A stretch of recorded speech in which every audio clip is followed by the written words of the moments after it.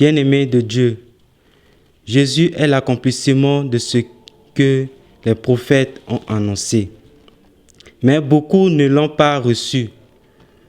Le cœur de certains est même endurci.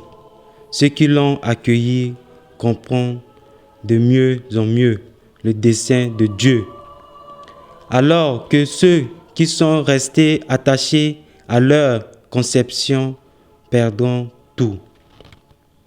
Si Jésus parle en parabole, c'est parce que le règne de Dieu ne peut être décrit avec le langage ordinaire. Il vaut mieux l'invoquer par des images. Tout dépend ici de l'attitude de celui qui écoute. Pour celui qui ouvre son cœur, la guérison est possible. Il peut découvrir le royaume et il entre. Oui, frères et sœurs, Dieu se révèle en nous, mais voulons-nous vraiment le voir, le rencontrer? Dieu veut que nous vivons avec lui, mais voulons-nous le réduire à notre service, à notre pensée? L'évangile de ce jour nous met en garde.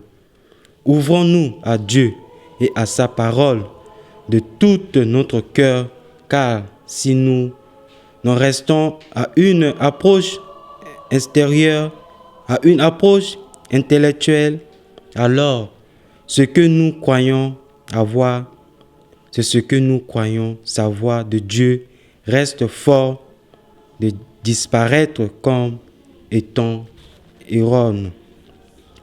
Il est important de se laisser éclairer par la parole de Dieu, car c'est ainsi que nous éclairions le monde. Regardez une lampe, elle éclaire plus ou moins bien. Souvent, sa qualité, sa puissance, il en est de même pour le chrétien. Il ne peut éclairer que selon la lumière qu'il a reçue intérieurement en son cœur. Or, nous sommes tous appelés à être témoins de l'amour de Dieu par notre vie de tous les jours. Quels témoins sommes-nous?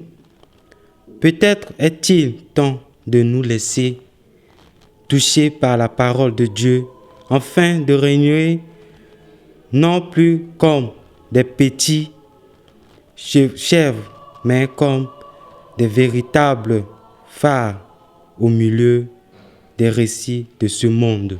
Amen.